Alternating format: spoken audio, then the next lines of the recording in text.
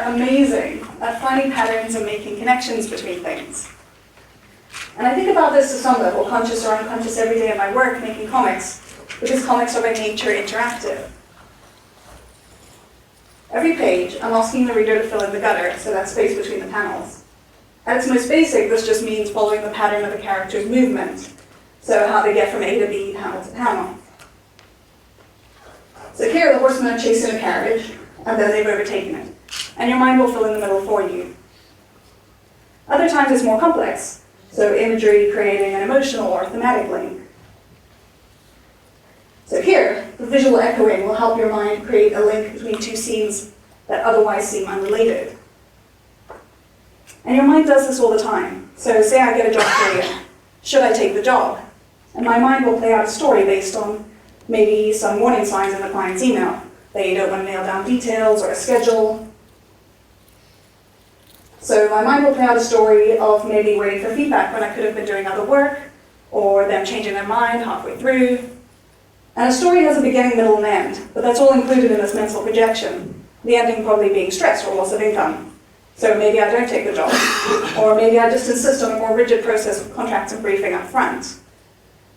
Thinking about the patterns in previous experiences, my mind creates a full narrative without me having to do anything or do it on purpose. It's all completely automatic.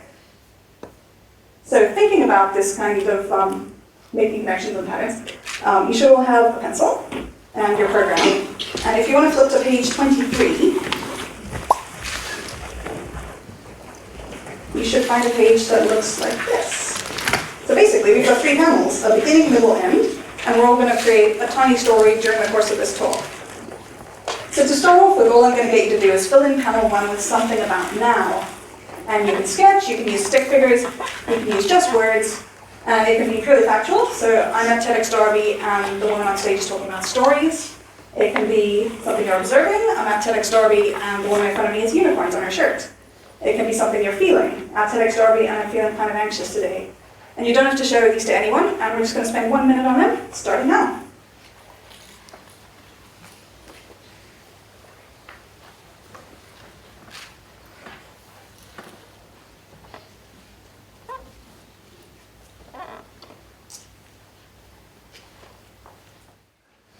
So a lot of people get into comics through autobiography, myself included. I think that's largely because there are so many things to think about when you're making a comic. Actually, I'm going to pause for a sec because you guys are really involved. Is everyone okay to carry on? We will get back to them, I promise. So when you make a comic, there are so many different elements to think of that often having an experience or event to draw from can really help. A lot of people do also use them to process things and to connect with other people who can relate. So one of the first self-published comics I did was a kind of memoir, journal, travelogue comic of a trip back to South Africa with my English husband, so you could see where I grew up. And a lot of people seem to really relate to these kind of experiences and feelings of place and identity.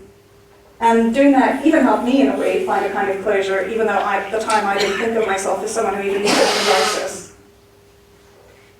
So recording things helps the creator connect those dots in their own story, and the reader creates connections as they're reading. And I began to see how far this kind of way of making connections actually goes. So this, and then this, piece of text, so obviously they're unrelated. If you combine them, it becomes something that's more than the sum of its parts. So this is something that's starting to have the richness of a story, because since we're always making these connections, we'll do that and we'll find those stories even between things that aren't obviously linked. So I promise we get back to these quickly. You guys can take your pages again, and we're going to fill in the second panel. And in the second panel, I actually want you to put 2 things, because we're thinking about juxtapositions. So if you want to put something about now, and something about whatever, so the 2 things don't have to be related. So you could say, I keep hearing this weird electrical noise, and then sketch someone or something near you. Or you could say, I can't concentrate on this talk, and later I'm going to have a serious talk with my partner about how his collection of ventriloquist dolls is getting out of hand. So we're going to spend 1 minute again, starting now.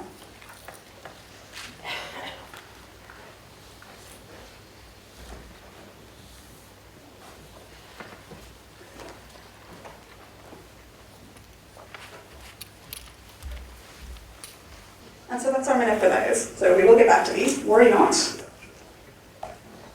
So So after that trip to South Africa, I did record several other trips in the same kind of way, and it was really interesting to see how that affected things. So in 2014, my husband and I went on a trip up the west coast of North America, combining work, travel, and seeing family in Vancouver. And to start with, in San Francisco, I was just recording the sense of place and travel and kind of wondering if a story would show up. And then in Vancouver, I was hit with all of the feelings of being in a place that was pivotal in your life once, but has also moved on without you, and is completely the same, but not at all the same. Recording it meant that these things were higher in my mind, so I would be walking down the street and I'd have page layouts and phrases running through my head about how I could express what I was feeling in that moment.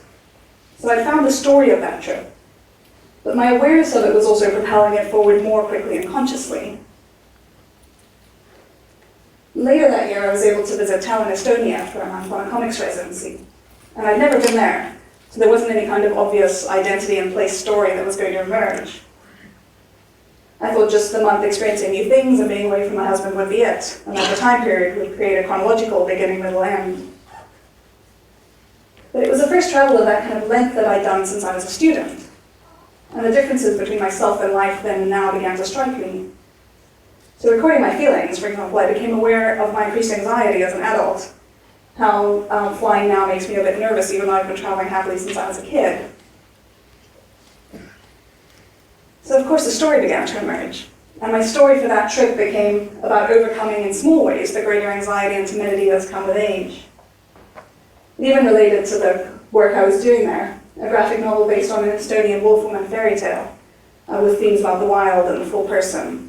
I titled the auto-biographic while I was still working on it, Wolf-Hearted Girl, and bringing it to a good conclusion was on my mind while I was still in the middle of what I was recording. So this kind of being aware of your story can actually change the way you act within it. This is Patarei Prison in Tallinn, Estonia. It's an abandoned prison that now has alternative tour groups running tours through it, a bar, and apparently a nightclub. I heard about it, it's not really my thing, and then found myself walking past it one day. It is completely derelict, and aside from a sign from the bar, absolutely does not look like a place you're meant to be. And if I wasn't doing the comic, I would have just walked on. But because I was doing the comic, I walked into this sort of really empty complex, past some art students doing something in an app building, and eventually around the back found this slightly surreal bar with people chilling out in deck chairs on this tiny strip of beach with barbed wire between them and the sea, and an abandoned prison behind them. I also visited an absolutely beautiful abandoned abbey, which would probably be considered a health and safety nightmare, and found this stone arch with an open gateway with stairs going down into blackness in the ground. And obviously when I got down there, it was just a cellar, there's no bodies or anything. But again, I'm cautious enough in it, is this supposed to be like this kind of way, that if I wasn't doing the comic, I would have just walked on. It also got me downstairs into the dungeon of the puppet museum, and I already find regular puppets scary. That was thankfully silly, not scary, so I'm not scarred for life. So these are obviously all really small things, but they add up to something larger, to a story, and one where I came out slightly braver than I went in. Back in Vancouver, thinking every day about how to express my feelings about a no longer home place sort of intensified that process and made me aim myself towards an ending where I could be at peace with those feelings. Now I do realize that this kind of watching and assessing your own story as you're in it may seem like it would create distance or kind of make it more difficult to engage moment to moment. But I don't really think that's true.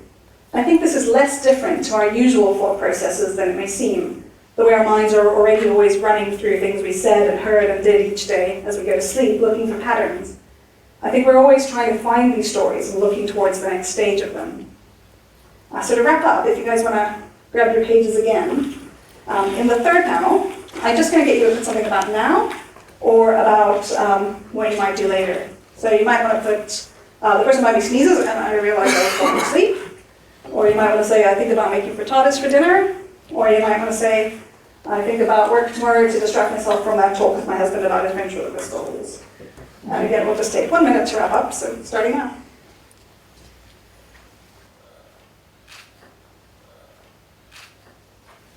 So that's our minute, but obviously there's no reason you guys can't carry on with these later. Firstly, well, congratulations for all creating a tiny, complete little story in the space of just a few minutes. And as you read these back, the things in the panels might seem kind of arbitrary, but you might find that your mind starts to connect the dots.